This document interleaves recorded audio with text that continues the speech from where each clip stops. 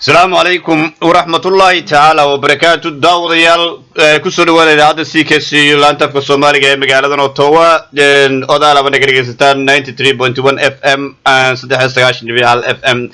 أوتوا ينوح كذا يقول هذا في كندا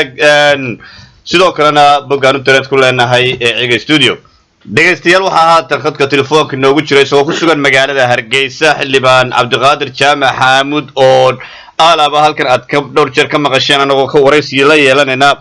waxaanu kamid yahay xildhibaanadii hore amba egas xildhibaanadii hore baarlamaanka Soomaaliland runtii muddada dheer joogay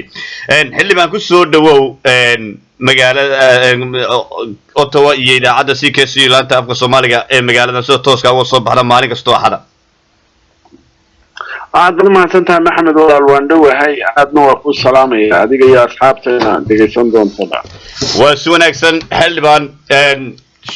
runtii xildhibaan waxaad ahayd laga soo doorto gobolada bariga gaar ahaan gobolka Sanaag magaalada Maaxiisa Ceerigaabo muddooyinkii ugu dambeeyayna runtii xildhibaan ka ahaa dalka Soomaaliya muddo dheerna ka soo ahaa imikana kulay sidii xildhibaanadan cusub ee yimid kadib magaalada Hargeysa ku sugan tahay nolol maalmeedkaaga wadataa xildhibaan su'aasha ugu horeysan ku weydiinaya waxa weeyaan maadaama intaas soo ahayd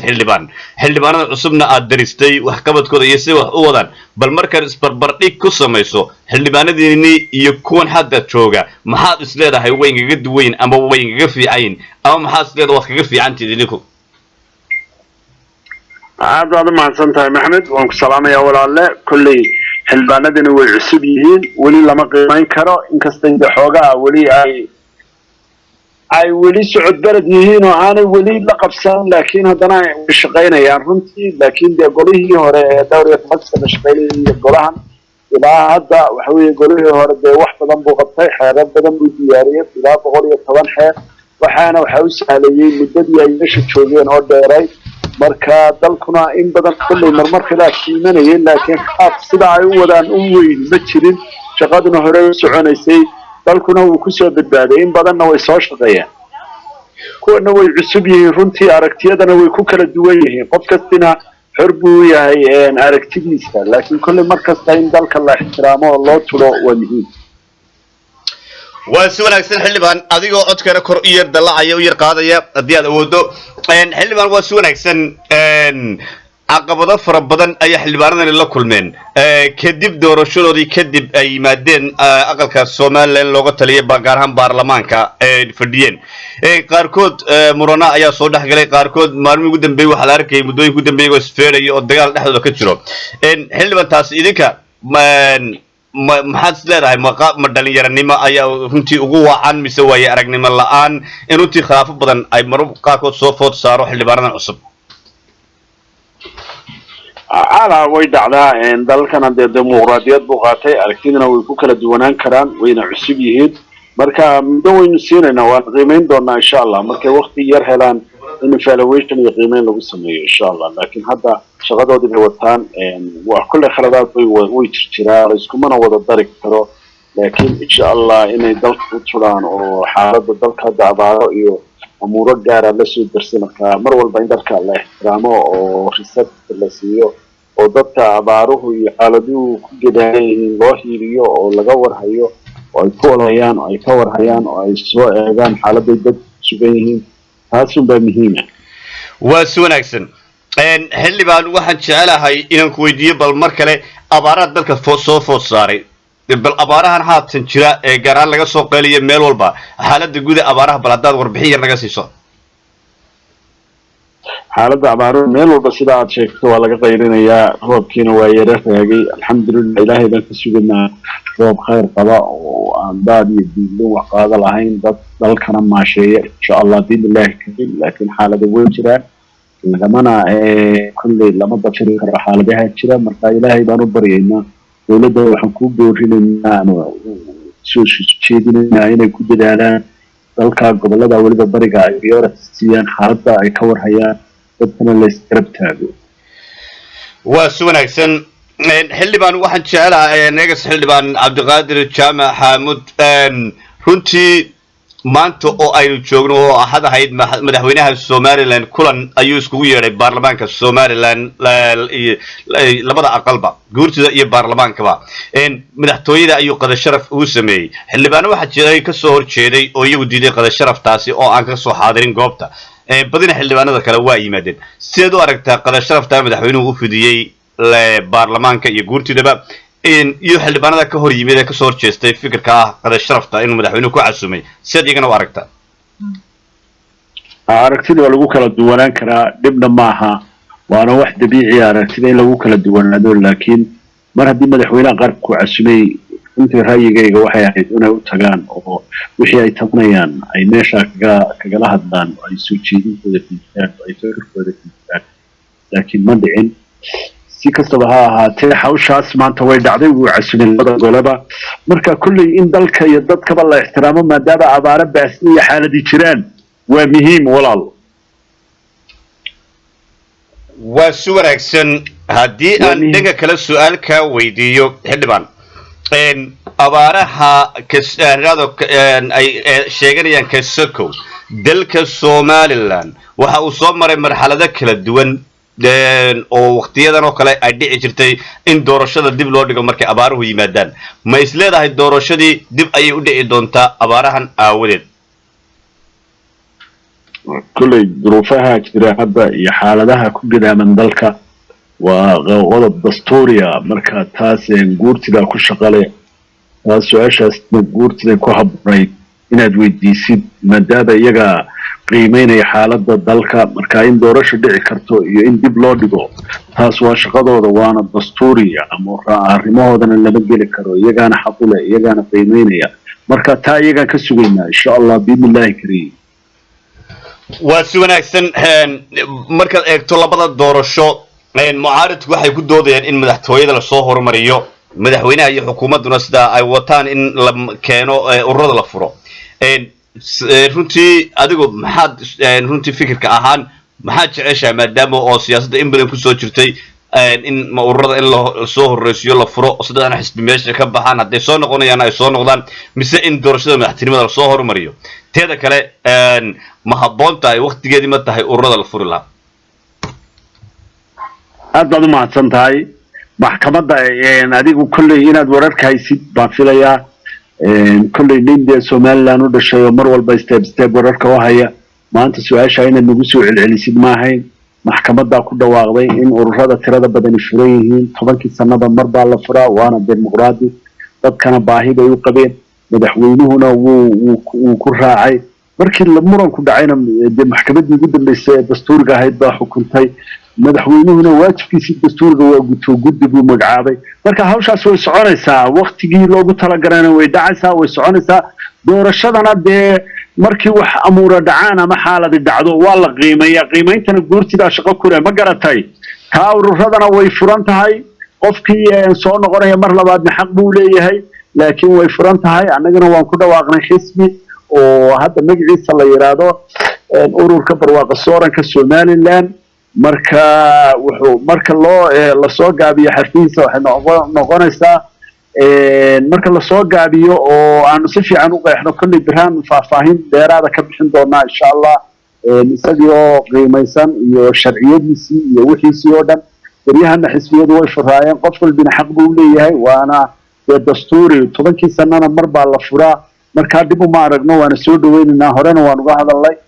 dadku waa inay isbedel helaan xaq bay u leeyihiin waan gartay waa si wanaagsan xildhibaan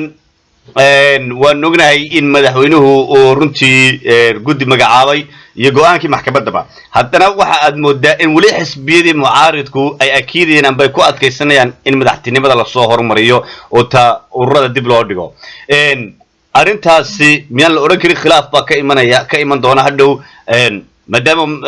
madaxweynuhu go'aankii maxkamadda raacayo uu guddi magacaabay xisbiyadu laakiin ay ka dhaga adeegayaan oo iyagu mar walba meel walba kaga hadlayaan ambaba markay khudbadaynayaan ay kusoo darsanayaan in ururada dib loo dhigo doorashada madaxtinimada lasoo horumariyo haddiiba ay iyagu mucaaridku saa doonayaan xukuumadduna ay go'aanka maxkamadda raacayso oo ay doonayso ururada la furo sida ay guddi magacaawday arrintaas ma isleedahay khilaaf baa hadhow ka iman karaa haddii madaxweynuhu ururada uu saa ku adkaysta in la furo aad baad u mahadsan tahay aad baad u mahadsan tahay walaal mar walba saldhig waxa uu dalka dastuurka wixii dastuurku jideeyay waa la raacay maxkamadii sarena way ku raacday marka abti sabab loo warwareega ma jiraane kor u baxo wax kale ka hadal waan gartay laakiin mucaaradka waana la dhimay mucaaradka laftooda iyagu miyaa tooda lama eegayo miyaa war adeerow tooda haddii la eegay haddii kaleba dalkan dimuqraadiyad buu qaatay dadkuna waxay danaynayaan oo populationku danaynayaan in xisbiyada tirada badan la furo horena waan uga hadalnay haddana waan ka hadalaynaa sababtoo anagu waxaan rabnaa Somaliland inay hor u socoto dalka oo dhan ay wada gaadho meel walba oo maamul daadejinada la sameeyo oo dalku halka 230 sanadood bay jirtay marka inta waxba ma soo kordhin in wajiyo cusub yimaadaan oo dadku ay wax wixii cusub caalamka jecel oo Somaliland oo isku duuban la helo oo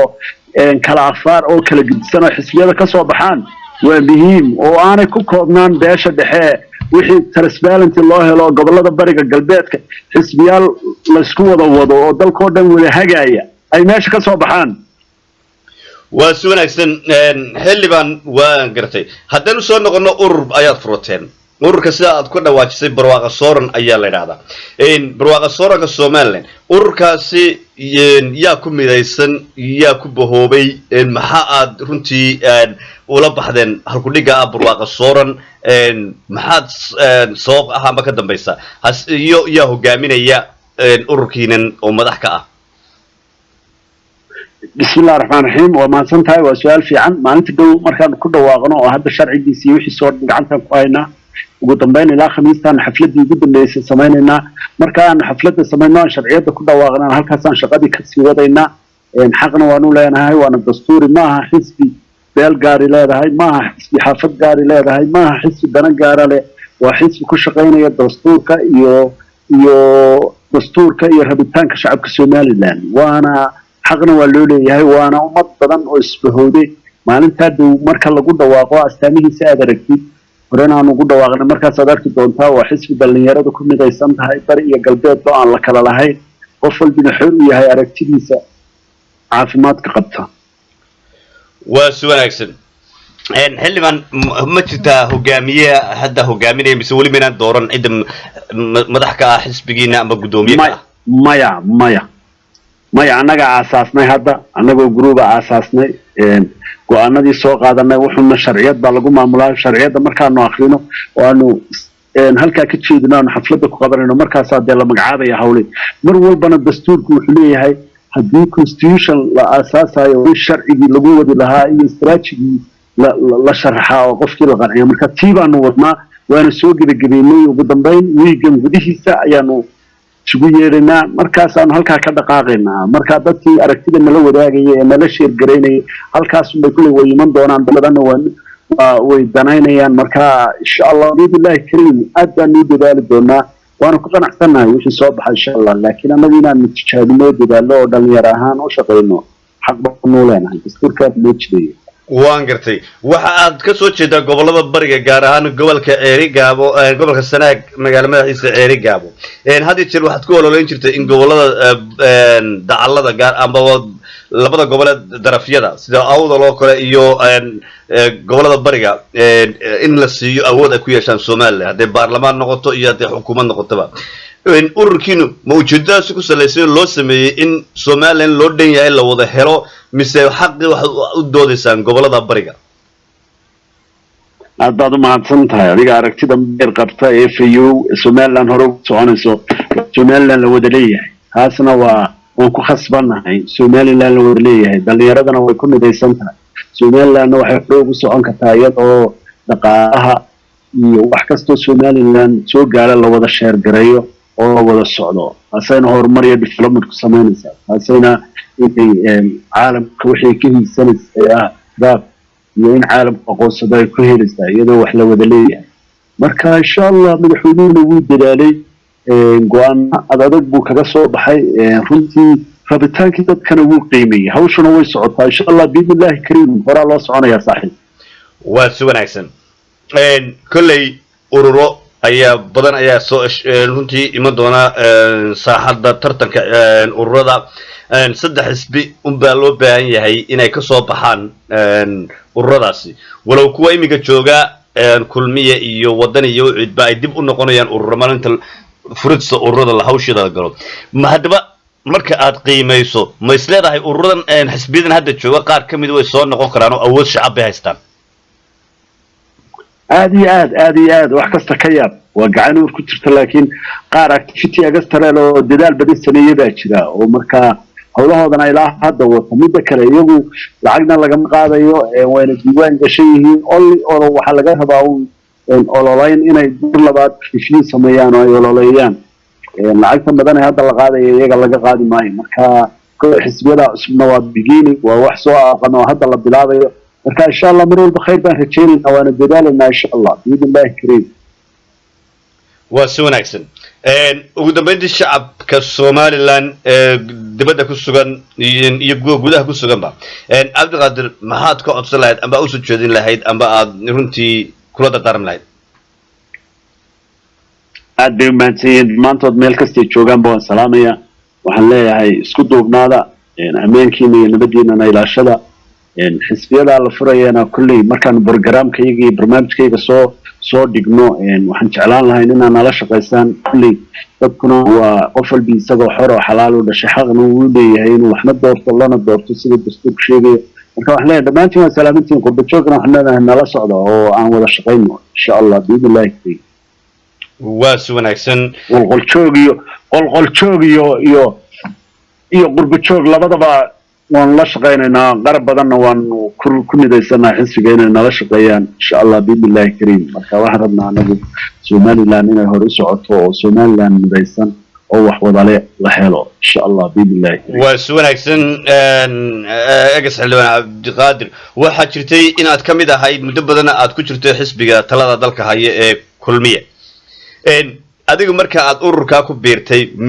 miyaad iska cashay xubinnimadii xisbiga kulmiye oo aad ka baxday ururkaas aad gashay mise wali waa ku soo jirtaa xisbiga kulmiye ma horta runtii xaqna waan u leeyahay inaan action samayn karo wax dooran karo laakiin waan ahaa kulmiye wali iskama casilin laakiin barnaamijkana wana hadda waxa weeye waa program kulli dadkoo dhan ay u qorsheeyay doonaan oo dadka oo dhan waxay wada leeyihiin baan samaynaynaa oo kulli waxaan naga noo muhiima oo aan ku dadaalaynaa inaan gobolada dalka oo dhan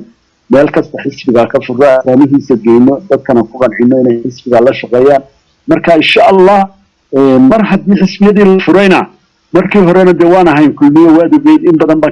ka mid ahayn haddii hadda la furayna inaan damac yeelano gudoomiyaha xisbi u tartano wax loo diidaya ma jiraan wax naga dabrayaana ma jiraan waa si wanaagsan ilo xoogaali waxay sheegayaan in wada hadal u furmay maxamuud xaashi oo kamid ahaa xisbiga kulmiye iyo madaxweynaha muddana arqalad siyaasadeed dhex taagneyd muddo ugu dambeeyay waxa la sheegayaa in wada hadal u furmay arrintiina ay meel fiican marayso adiga maxaad kala socotaa heshiiskaasi ama wada hadalka ay wada yeesheen maxamuud xaashi iyo madaxweyne muuse aad baan u soo dhaweynaynaa maxamuud xaashi waan israacnay in badan baan wada ololeynay ilaa markii madaxweynuhu musharaxii madaxweynaha ahaa ilaa hadaafti baan wada gaarnay aad baan u wada shaqeynay marka waan soo dhaweynaynaa anaga mar walba waan istaagaynaa insha Allah wixii caqabada iyo fayooda ku siinaya in dalka iyo dalka badan ugu jirto waan gartay laakiin waxaad kala socotaa ma jirtaa wada hadalladaasi kulli labada shakhsi bay gaar u yihiin oo ka wada tashanaya laakiin inay wada hadlaan aad baan u soo dhaweynaynaa insha Allah biidnillah waa si wanaagsan waan runta ahaantii wanagu waan kaaga mahad celinayaa sida wana quruxda iyo qiimaha leeyahay nooga aqbashay wareysigaasi waxaana rajaynayaa inuu noqon doono wareysi aynu mar kale ku kulmi doono halkan mid lamid ah xildhibaan aad ayaan mar kale kaaga mahad celinayaa inaad waqtigaagana siiso adigoo weliba xilli dambe ay ku tahay magaalada Hargeysa caasimadda Somaliland mar kalena waxaan ku leeyahay ku soo dhawow markii ugu horeysay noqon mayso markii ugu dambeysay noqon mayso kulay intee ururku furan yahay iyo kullu halkii xawluhu marayaan waan kula soo xiriiri doonaa waana ka wareysan doonaa insha Allah ta'ala aad baan mahadsantahay Maxamed walaal Allah ku xafido waan ku salaamayaa insha Allah khayr baan ku rajaynayaa biidnillah sidoo kale xildhibaan anaguna waan ku soo dhaweynaynaa waxaan ku rajeynaa adiga iyo ururkaagaba guul usbuuca dambana haddii ay bilaado kulay warays baan kala yeelan doonaa halka ururku maraya iyo inta magacaawdeen iyo cida doorataanba waan ku garab taaganahay xildhibaan haddaanu nahay baaweyn CKCU baad maanta walaal maxamed هذا مدن حلبان دقيستها كاسوحة وها حلبان عبد القادر جامع حمود وكسوغان مقالة دارقيسة كان مدى اقس حلبان هذه هراء بارلمان كسومان لمدى دير تشوغي مكان سياسة دي سيهان كيسي وبدلين وقرر فرطو نغان كان وريسين حالة قود دل كالكي مرة يصادي نغطو دغان دغالي أباريد إيه سياسة قود دل كبا aad baad mahadsan tahay xildhibaan waxaan jecelahay intaanan ka bixin xildhibaan Cabdiqaadir Jaamac Xamuud oo su'aal igu wareegaysa inaan ku weydiiyo haddii aad raali ka tahay su'aashaasi waxay u dhigan tahay sida tan waxaad ka mid ahaan jirtay barigii aad baarlamaanka joogtay baarlamaankii hore weeye ururka arrimaha dibadda Somaliland dhawaan waxay wasiirka arrimaha dibadda ee Somaliland dhawaan ku tagay wafdi hogaaminayo dalka Taiwan socdaal shaqo oo ka helay caasimad rasmi madaxweynaha dalkaasi Taiwan siyaasadda arrimaha dibadda ee Somaliland sidoo u aragtaa iyo dhaqdhaqaaqada socda iyo halka haatan marayso baad mahadsan tahay runtii waa mahadsan tahay su'aal meesha ku jirta weeye waa runtaa waxaan ahaa gudoomiye ku-xigeenkii guddida arrimaha dibadda runtii dee albaabo badan baan intii ka shaqaynay wasiirka hore arrimaha dibadda kala shaqaynay oo wax badan baan faalaynay meelo badanna way noo qorshaayeen laakiin hadda qorshihii dambe wax la wareegay golihii marka hawshiina waa socotaa wasiirkii arrimaha dibadda iyo wasiirro kale ay israaceen way tageen marka khayr baan ka rajaynaynaa mar walbana in danta guud loo caamka laga wada shaqeeyo waa muhiim Somaliland waan rajaynaynaa inay hore u socoto imiladeeda iyo yoolkeedana kulley gooray noqotaba way gaari doontaa insha allah biidnillaahi وسويناكسن آد ما صنتهاي دقيستيالكاس waxa uu ahaa xildhibaan agas xildhibaan Cabdiqaadir Jaamac Xamuud oo ah xildhibaan laga soo dooran jiray gobolada bariga gaar ahaan gobolka Sanaag magaalada Maaxiisa Ceerigaabo imika runtii isagu ururada cusub ee la furay mid kamid ah furtay